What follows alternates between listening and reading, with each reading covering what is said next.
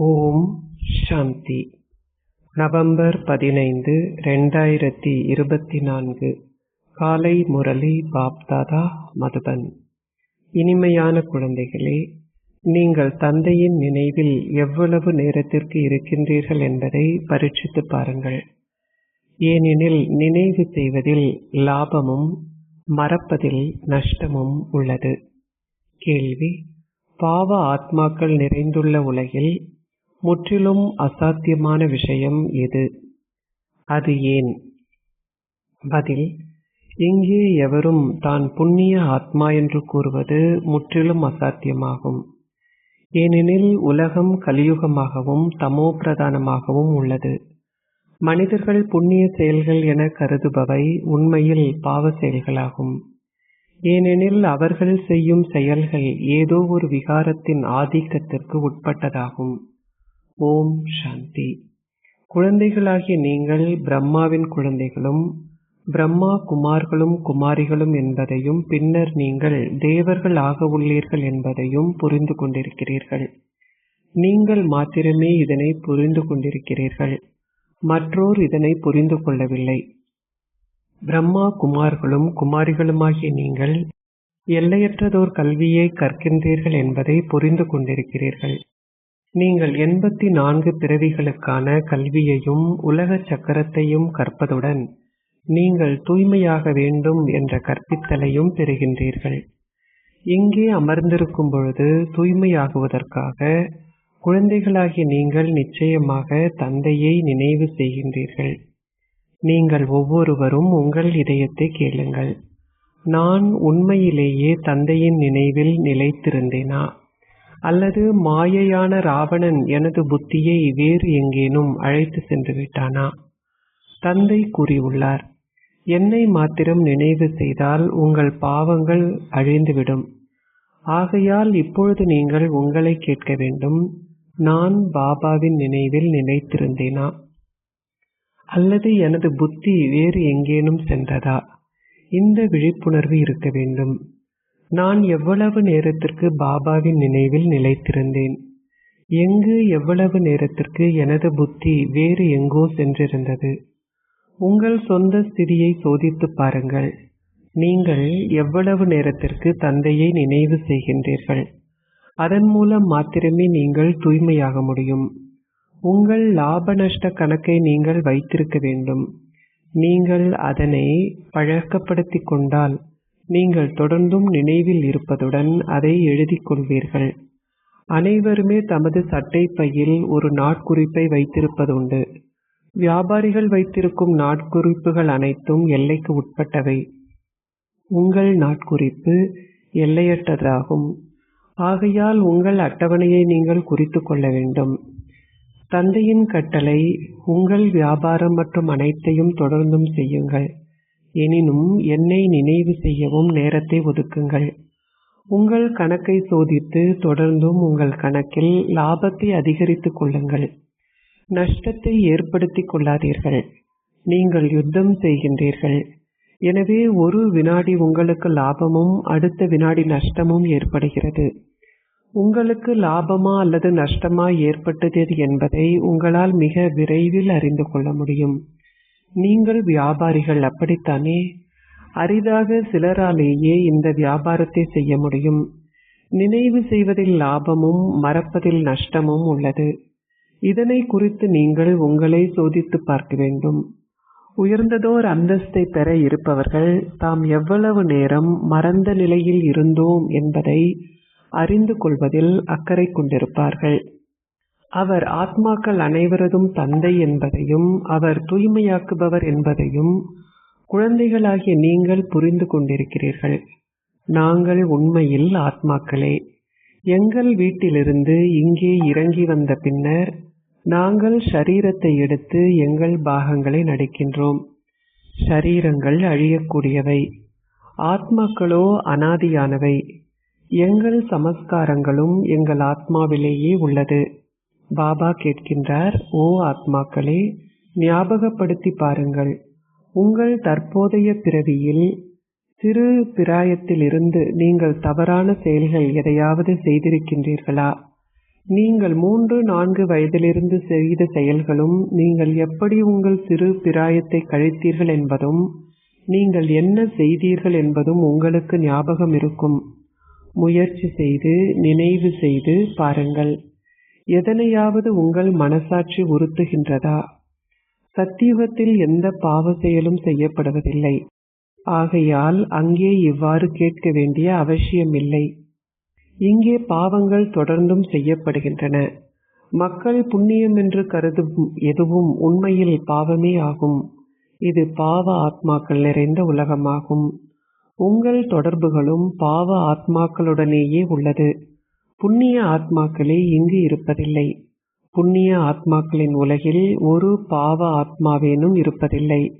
மக்கள் காலில் வீழ்ந்து வணங்குகின்ற குருமாரும் புண்ணிய ஆத்மாக்கள் அல்ல. இது தமோ பிரதான் கலியுகமாகும். இங்கே புண்ணிய ஆத்மாக்கள் இருப்பது அசாத்தியமாகும். புண்ணிய ஆத்மாக்கள் ஆகுவதற்காக வந்து எங்களை தூய்மையாக்குங்கள் என ஆத்மாக்கள் ஆகிய நீங்கள் தந்தையை அழைக்கின்றீர்கள். ஒருவர் அதிக பணத்தை தானம் செய்வதாலோ அல்லது தர்மசாலைகள் போன்றவற்றை கட்டி புண்ணிய செயல்கள் அதிக அளவு செய்வதாலோ அவர் புண்ணிய ஆத்மா ஆக முடியாது. இல்லை. திருமண மண்டபங்கள் போன்றவற்றை கட்டுவதும் புண்ணிய செயல் அல்ல. இந்த விஷயங்கள் புரிந்து கொள்ளப்பட வேண்டும். இது ராவணனின் ராஜ்யமாகும். இது பாவ ஆத்மாக்கள் நிறைந்த அசுர உலகமாகும். உங்களை தவிர வேறு எவருக்கும் இந்த விஷயங்கள் தெரியாது. ராவணன் இருக்கின்றான், ஆனால் அவனை எவரும் இனம் காணாது உள்ளார்கள். சிவனின் உருவமும் உள்ளது, ஆனால் அவரையும் எவரும் இனம் காணவில்லை. அவர்கள் பெயரளவில் சிவலிங்கம் போன்றவற்றை கட்டுகிறார்கள். இருப்பினும் அவர் பெயருக்கும் வடிவத்திற்கும் அப்பாற்பட்டவர் என்றும் அவர் சர்வ வியாபி என்றும் அவர்கள் கூறுகிறார்கள். ஆகையாலேயே தந்தை அதர்மம் தழைத்தூங்கும் பொழுது தான் வருவதாக கூறுகின்றார். உங்களை உலக அதிபதிகள் ஆக்குகின்ற தந்தையான சிவபாபா பாரதத்தில் அவதூறு செய்யப்படுகின்றார். மனிதர்களின் வழிகாட்டல்களை பின்பற்றியதால் நீங்கள் அவரை அதிகளவில் அவதூறு செய்துவிட்டீர்கள். மனித வழிகாட்டலும் இறை வழிகாட்டலும் பற்றிய புத்தகம் ஒன்று உண்டு. உங்களுக்கு மாத்திரமே இதனை பற்றி தெரியும் என்பதால் ஸ்ரீமத்தை பின்பற்றி எவ்வாறு தேவர்கள் ஆகலாம் என்பதை நீங்கள் பிறருக்கு விளங்கப்படுத்துகின்றீர்கள். ராவணன் வழிகாட்டல்களை பின்பற்றுவதால் நீங்கள் அசுரத்தனம் நிறைந்த மனிதர்கள் ஆகின்றீர்கள். மனித வழிகாட்டல்கள் அசுர வழிகாட்டல்கள் என அழைக்கப்படுகின்றன. மக்கள் தொடர்ந்தும் அசுரத்தனமான செயல்களையே செய்கிறார்கள். கடவுள் சர்வ வியாபி என்பதும் அவர் மீனிலும் முதலையிலும் அவதரிக்கின்றார் என்பதுமே அவர்கள் கூறுகின்ற பிரதான விஷயங்களாகும். ஆகையால் அவர்கள் அசுரத்தனமாகவும் அழுக்காகவும் ஆகியுள்ளார்கள். ஆத்மாக்களாகிய நீங்கள் ஒரு மீனிலோ முதலையிலோ பிறப்பெடுப்பதில்லை. நீங்கள் ஒரு மனித சரீரத்திலேயே பிரவேசிக்கின்றீர்கள்.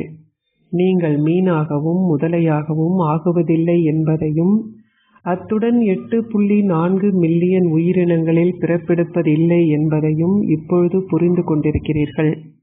நீங்கள் இப்பொழுது தந்தையின் ஸ்ரீமத்தை பெறுகின்றீர்கள். குழந்தைகளே, நீங்கள் 84 பிறவிகளை எடுக்கின்றீர்கள். 8.4 மில்லியனில் 84 எத்தனை சதவிகிதமாகும்? அவர்கள் கூறுவதில் பொய்மையே உள்ளது. அது முற்றிலும் பொய்மையாகும். சற்றேனும் உண்மை இல்லை. அதன் அர்த்தத்தையும் நீங்கள் புரிந்து கொள்ள வேண்டும். பாரதத்தின் நிலையை பாருங்கள். ஸ்வர்க்கமென்று அழைக்கப்பட்ட பாரதம் சத்திய பூமி என்றும் அழைக்கப்பட்டது. அரை கல்பத்திற்கு ராமராஜ்யம் உள்ளது. மற்றைய அரை கல்பத்திற்கு ராவண ராஜ்யம் உள்ளது. ராவண ராஜ்யம் அசுர சமுதாயம் என்றும் அழைக்கப்படுகிறது. வார்த்தைகள் மிக வலிமையானவை. அரை கல்பத்திற்கு தேவ ராஜ்யம் தொடர்ந்துள்ளது. முதலாம் 2ஆம் எட்வர்ட் என உள்ளதை போன்று 1ஆம் லக்ஷ்மி நாராயணர், 2ஆம் லக்ஷ்மி நாராயணர், 3ஆம் லக்ஷ்மி நாராயணன் போன்றோர் உள்ளனர் என தந்தை விளங்கப்படுத்தியுள்ளார். முதலாவது வம்சமும் பின்னர் 2வது வம்சமும் உள்ளது. இவ்வாறே அது தொடர்கிறது. உங்களிடமும் முதலில் சூரிய வம்ச ராஜ்யம் இருக்கும், பின்னர் சந்திரவம்ச ராஜ்யம் இருக்கும். தந்தை வந்து நாடகத்தின் ரகசியங்களை மிக தெளிவாக விளங்கப்படுத்தியுள்ளார். இந்த விஷயங்கள் உங்கள் சமய நூல்களில் குறிப்பிடப்படவில்லை. சமய நூல்களில் சில வரிகள் வருகின்ற போதிலும் அவற்றை உருவாக்கியவர்களுக்கு எதுவும் புரியவில்லை. பனாரஸிற்கு பாபா சென்றபோது அவருக்கு இவ்வுலகமே பிடிக்கவில்லை. அவர் அங்கு அமர்ந்திருந்து சுவரில் கோடுகளை வரைவதுண்டு. தந்தையே என்னை அவ்வாறு செய்ய தூண்டினார். அந்நேரத்தில் நான் ஒரு குழந்தையாக இருந்ததால் எனக்கு முழுமையான புரிந்துணர்வு இருக்கவில்லை. என்னை யாரோ இவ்வாறு செய்ய தூண்டுகிறார்கள் என்ற உணர்வு மாத்திரமே இருந்தது. நான் விநாசத்தின் காட்சிகளை கண்டபோது உள்ளார்ந்தமாக சந்தோஷமும் இருந்தது. இரவில் நான் உறங்கும் போது நான் பறப்பதைப் போன்றே உணர்ந்தேன். எவ்வாறாயினும் எனக்கு எதுவும் புரியவில்லை. நான் வெறுமனே கோடுகளை மாத்திரமே போடுவேன். ஏதோ ஒரு சக்தி எனக்குள் பிரவேசித்திருப்பதை மாத்திரம் உணர்ந்தேன். நான் வியப்படைவதுண்டு. முன்னர் நான் வியாபாரம் போன்றவற்றை செய்தேன். ஆனால் நான் சிலரை பார்க்கும் பொழுது அவர்கள் உடனடியாக டிரான்ஸில் சென்று விடுவார்கள். நான் கேட்பேன், என்ன நடக்கிறது? நான் யாரை பார்க்கின்றேனோ அவர்கள் கண்களை மூடிக்கொள்வார்கள். அப்பொழுது அவர்களிடம் நீங்கள் என்ன பார்த்தீர்கள் என்று கேட்டால், நாங்கள் வைகுந்தத்தை பார்த்தோம் அல்லது கிருஷ்ணரை பார்த்தோம் என்று கூறுவார்கள். இந்த விஷயங்களும் புரிந்து கொள்ளப்பட வேண்டும். ஆகையாலேயே நான் அனைத்தையும் துறந்து எதையாவது புரிந்து கொள்ள முயற்சிப்பதற்காக பனாரஸிற்கு சென்றேன். நான் நாள் முழுவதும் அங்கு அமர்ந்திருப்பதுண்டு. நான் பென்சிலால் சுவற்றில் வரைந்து கொண்டிருப்பதை தவிர வேறு எதுவும் செய்யவில்லை. நான் ஒரு சிறு குழந்தையாகவே இருந்தேன். நான் அவற்றை பார்த்தபோது இனியும் இந்த வியாபாரம் எதனையும் நான் செய்ய விரும்பவில்லை. நான் எனது வியாபாரம் போன்றவற்றை துறக்க வேண்டும் என்றே விரும்பினேன். நான் அந்த கழுதை தொழிலை விட்டுவிடுவதில் சந்தோஷமடைந்தேன். இது ராவண ராஜ்யமாகும். ராவணனின் தலையில் கழுதை ஒன்று சித்தரிக்கப்பட்டுள்ளது. எனவே இது ஓர் ராஜ்யம் அல்ல, இது கழுதை தொழில் என்றே எண்ணினேன். ஒரு கழுதை மீண்டும் மீண்டும் மண்ணில் புரண்டு சலவைக்காரர் சுத்தமாக கழுவியதை அழுக்காக்கிக் கொண்டே இருக்கும். தந்தை மேலும் கேட்கின்றார், நீங்கள் என்னவாக இருந்தீர்கள்? நீங்கள் இப்பொழுது என்ன ஸ்திதியை அடைந்துள்ளீர்கள்? தந்தை மாத்திரமே இங்கு அமர்ந்திருந்து இதனை விளங்கப்படுத்துகின்றார். இந்த தாதாவும் விளங்கப்படுத்துகின்றார். இருவரும் இவ்வாறாகவே விளங்கப்படுத்துகிறார்கள். உங்கள் மத்தியில் இந்த ஞானத்தை மிக நன்றாக விளங்கப்படுத்தக்கூடியவர்கள் திறமைசாலிகள் என்று அழைக்கப்படுகிறார்கள். நீங்கள் அனைவரும் வரிசை கிரமமாகவே இருக்கின்றீர்கள். இது ஸ்தாபிக்கப்பட்டு கொண்டிருக்கும் ஓர் ராஜ்யம் என்பதால் அனைவரும் நிச்சயமாக வரிசை கிரமமாக ஓர் அந்தஸ்தை பெற்றுக் கொள்வார்கள் என்பதையும் குழந்தைகளாகிய நீங்கள் விளங்கப்படுத்துகிறீர்கள்.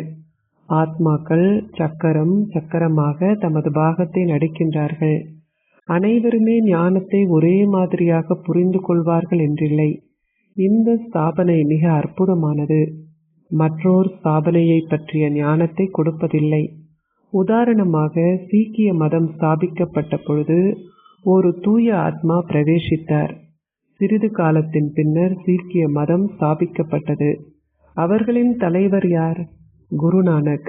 அவர் வந்த பின்னரே ஜப் சாஹிப் சீக்கியர்களின் பிரார்த்தனை உருவாக்கப்பட்டது. ஆரம்பத்தில் ஆத்மாக்கள் தூய்மையாக இருக்கிறார்கள், ஏனெனில் அவர்கள் புதியவர்கள். ஒரு தூய ஆத்மா மகாத்மா என்று அழைக்கப்படுகின்றார். ஒரே ஒரு தந்தை மாத்திரமே பரமன் என்று அழைக்கப்படுகின்றார்.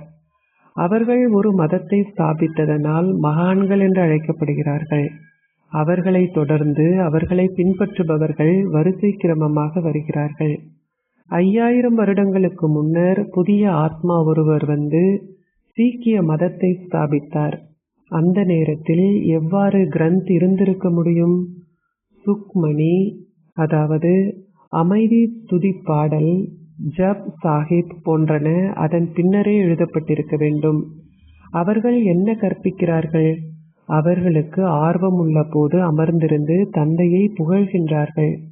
ஆனால் அவர்களின் புத்தகங்கள் போன்றன அவர்களில் பலர் வந்த பின்னரே எழுதப்பட்டன. ஏனெனில் அவற்றை வாசிப்பதற்கும் மனிதர்கள் தேவை. அனைத்து மதங்களும் ஆரம்பித்த பின்னரே அவற்றுக்குரிய சமய நூல்கள் எழுதப்படுகின்றன. பக்தி மார்க்கம் ஆரம்பித்த பின்னரே சமய நூல்கள் வாசிக்கப்படுகின்றன. ஞானம் தேவையாகும். ஆரம்பத்தில் ஆத்மாக்கள் சத்தோ பிரதானமாக இருக்கிறார்கள். அதன் பின்னர் அவர்கள் சத்தோ ரஜோ தமோ ஆகின்றார்கள். அதிக அளவு வளர்ச்சியடைந்த பின்னரே அச்சமயம் புகழடைவதுடன் அதற்குரிய சமய நூலும் எழுதப்படுகிறது. இல்லாதுவிட்டால் எவ்வாறு வளர்ச்சி இருக்க முடியும்? அவர்கள் பின்பற்றுபவர்கள் ஆக வேண்டும். சீக்கிய மதத்திற்குரிய ஆத்மாக்கள் வந்து எந்த மதத்தை பின்பற்ற வேண்டும்? அதற்கு அதிக காலம் தேவை. புதிதாக வருகின்ற ஆத்மாக்கள் துன்பத்தை அனுபவம் செய்வதில்லை. நியதி அதற்கு அனுமதிப்பதில்லை.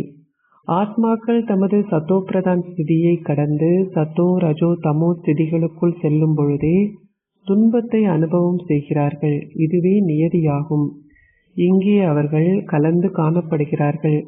ராவண சமுதாயமும் உள்ளது, ராம சமுதாயமும் உள்ளது. இருப்பினும் நீங்கள் முழுமையடையவில்லை.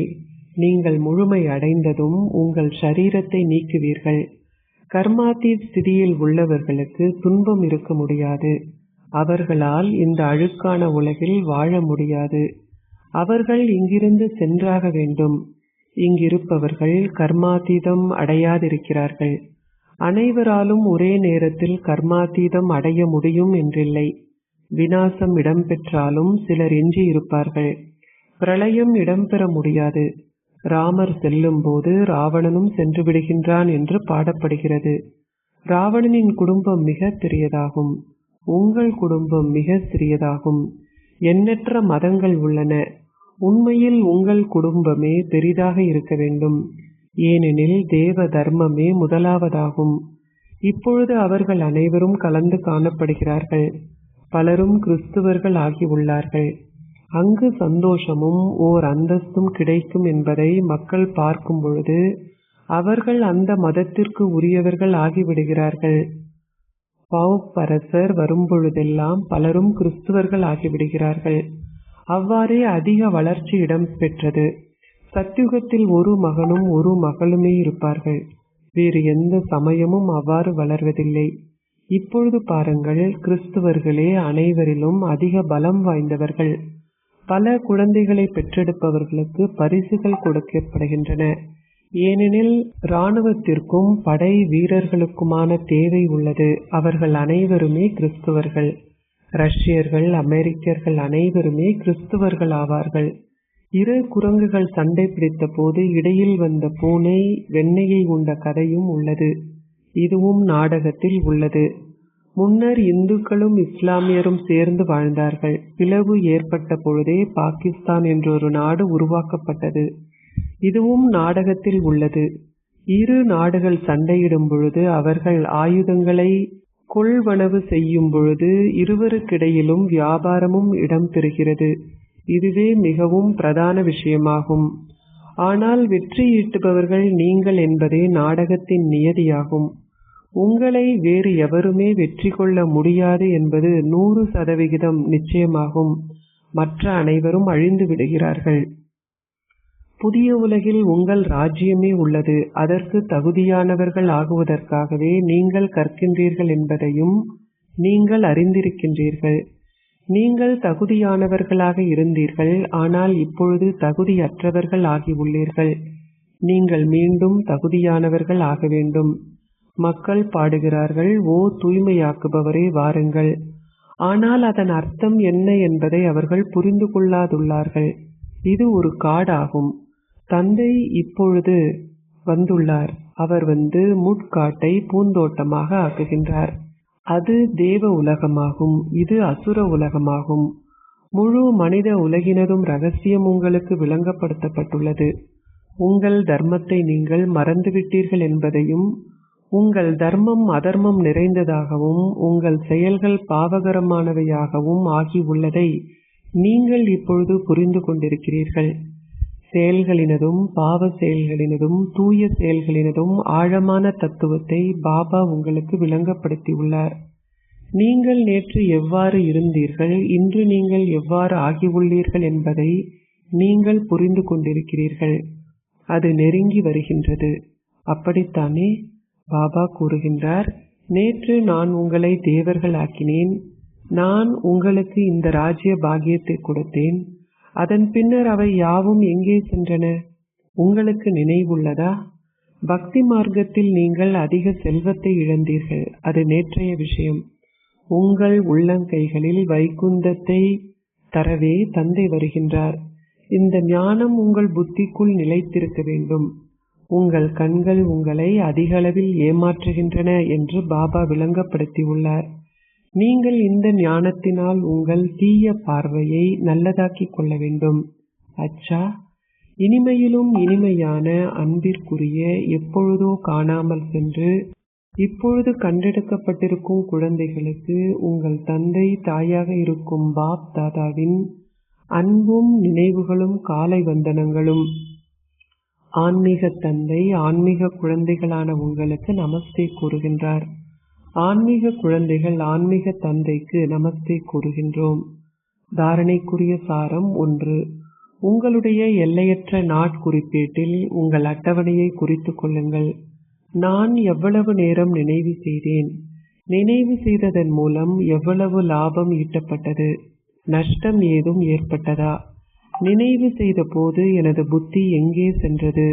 2. இப்பிறவியில் உங்களுடைய சிறு வயதிலிருந்து நீங்கள் செய்த தவறான செயல்களையும் பாவங்களையும் குறித்து கொள்ளுங்கள். உங்கள் மனசாட்சியை உறுத்துகின்ற விஷயம் ஏதாவது இருந்தால் அதனை தந்தையிடம் கூறிவிடுங்கள். அதன் மூலம் நீங்கள் லேசாகி விடுவீர்கள். நீங்கள் இனிமேலும் பாவ செயல்கள் எதனையும் செய்யக்கூடாது. ஆசீர்வாதம். நீங்கள் கர்ம பந்தனங்களை சேவைக்கான பந்தனமாக மாற்றுவதன் மூலம் அனைவரிலிருந்தும் பற்றற்றவராகவும் இறைவனிடம் அன்புடையவராகவும் ஆகுவீர்களாக. இறை அன்பே பிராமண வாழ்க்கையின் அடிப்படையாகும். ஆனால் நீங்கள் பற்றற்றவராக இருந்தால் மட்டுமே அதை உங்களால் பெற முடியும். நீங்கள் வீட்டில் உங்களின் குடும்பத்துடன் வசித்தால் அது சேவை செய்வதற்கே ஆகும். கர்ம கணக்குகளால் அல்லது கர்ம பந்தனங்களால் நீங்கள் அங்கே இருக்கின்றீர்கள் என ஒருபொழுதும் நினைக்காதீர்கள். ஏனென்றால் அது சேவை செய்வதற்கே. நீங்கள் சேவை செய்யும் பந்தனத்தில் கட்டுண்டு இருப்பதன் மூலம் உங்களின் கர்ம பந்தனங்கள் முடிந்துவிடும். சேவை செய்கின்ற உணர்வே இல்லாத பொழுது கர்ம பந்தனங்கள் உங்களை இழுக்கும். எங்கே கர்ம பந்தனங்கள் உள்ளனவோ அங்கே துன்ப அலைகள் இருக்கும். ஆனால் சேவை செய்வதில் சந்தோஷமே இருக்கும்.